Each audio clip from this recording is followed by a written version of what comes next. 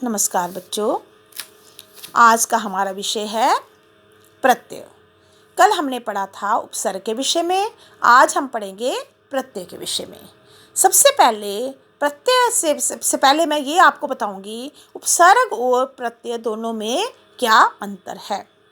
सबसे पहला ये अंतर है दोनों में कि उपसर्ग किसी शब्द के आरंभ में जुड़ते हैं और प्रत्यय किसी शब्द के अंत में जुड़ते हैं। जैसे फॉर एग्जाम्पल एक शब्द है, आपको मैं बता रही हूँ बदनामी। अब बदनामी में बद जो है वो उपसर्ग है, नाम मूल शब्द है और ई प्रत्यय है। यानी कि नाम के जो शुरू में लगा वो है उपसर्ग और नाम के जो अंत में लगा वो है प्रत्यय। अब दोनों में आपको ये डिफरेंस पता चल गया होगा कि दोनों में क्या अंतर है। उपसर्ग से किसी शब्द के अर्थ में परिवर्तन संभव होता है। यानी कि जब उपसर्ग लगाएंगे तो उससे जो उसका शब्द है उसमें एकदम अर्थ जो है उसका अर्थ बदल जाएगा, लेकिन प्रत्यय लगने से किसी के शब्द में विशेष अंतर नहीं पड़ता। ये दोनों में डिफरेंस है। उपसर्ग किसे कहते हैं और प्रत्यय दोनों का ये अंतर है। अब आपको ये, जैसे आपने उपसर्ग में पढ़ा कि उपसर्ग जो है वो 3 प्रकार के होते हैं, इसी प्रकार जो प्रत्यय हैं ये 2 प्रकार के होते हैं। एक होता है कृत प्रत्यय, एक होता है तदित प्रत्यय। कृत प्रत्यय वह शब्द होते हैं प्रत्यय जो क्रिया के मूल धातु से जुड़कर संज्ञा और विशेषण उनको शब्द बनाते हैं। मतलब किसी भी क्रिया का जो मूल धातु है ना उसके साथ लगकर संज्ञा और विशेषण शब्द बनाते हैं। जैसे डरावना, सुहावना, लिख। अब ये धातु है, आई लगने से लिखाई, जो इसकी भाववाचक संज्ञा बन गई। घबराहट, घब प्लस ये मूल धातु है और ये आहट प्रत्यय लग गया तो घबराहट, ये इसकी भाववाचक संज्ञा। इस प्रकार इसने मूल धातु से लगकर संज्ञा और विशेषण शब्द बनाए हैं। दूसरा है तद्धित प्रत्यय, जो क्रिया के मूल धातु से भिन्न, मतलब क्रिया का जो मूल धातु उससे भिन्न किसी भी शब्द के अंत में जुड़ जाते हैं तो उसे हम तद्धित प्रत्यय कहते हैं। जैसे रोगी, रोग प्लस ई। लक्कड़हारा, लक्कड़ और हारा, इसका प्रत्यय है हारा, इसमें हारा प्रत्यय है और इसमें ई, रोगी में ई प्रत्यय है।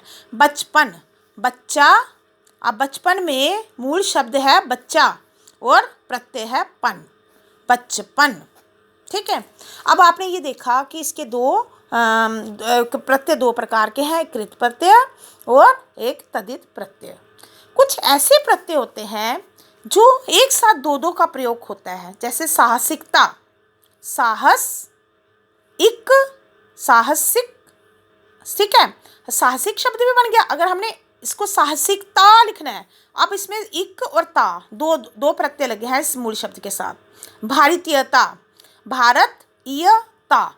कृपालुता, कृपालु, कृपालु कृपा हो गया मूल शब्द।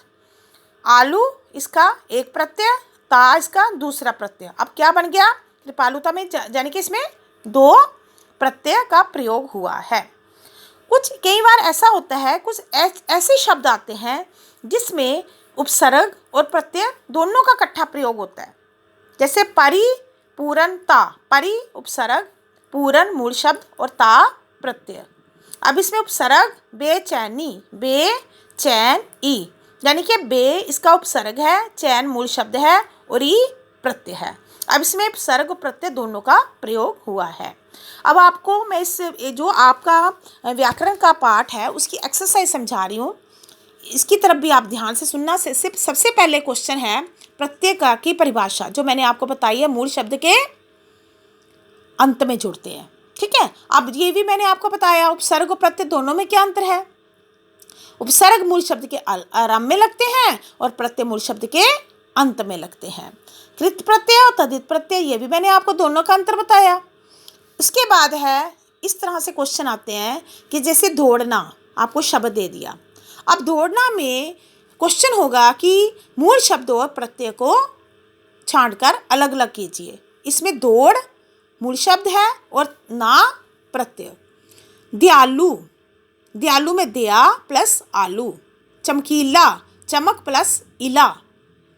इस प्रकार आपने ये देखा कि जो मूल शब्द के अंत में लग रहे हैं वो प्रत्यय हैं और इस नेक्स्ट एक्सरसाइज है, जैसे आपको कोई भी प्रत्यय आ जाएगा, जैसे ता प्रत्यय फॉर एग्जाम्पल, ता प्रत्यय लगाकर आप कोई भी शब्द अपनी मर्जी के बना सकते हो, जैसे सुंदरता, चंचलता, लिखता।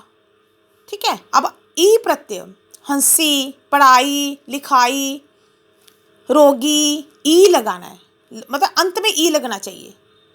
तो इस प्रकार नेक्स्ट एक्सरसाइज है, ये शब्दों में प्रत्यय जोड़कर, अब आपको कोई भी मूल शब्द दे दिया, जैसे रस आपको एक शब्द दे दिया, अब इसके साथ आपने अपनी मर्जी, आपने कोई ऐसा प्रत्यय लगा के एक सार्थक शब्द बनाना है, जैसे रसीला।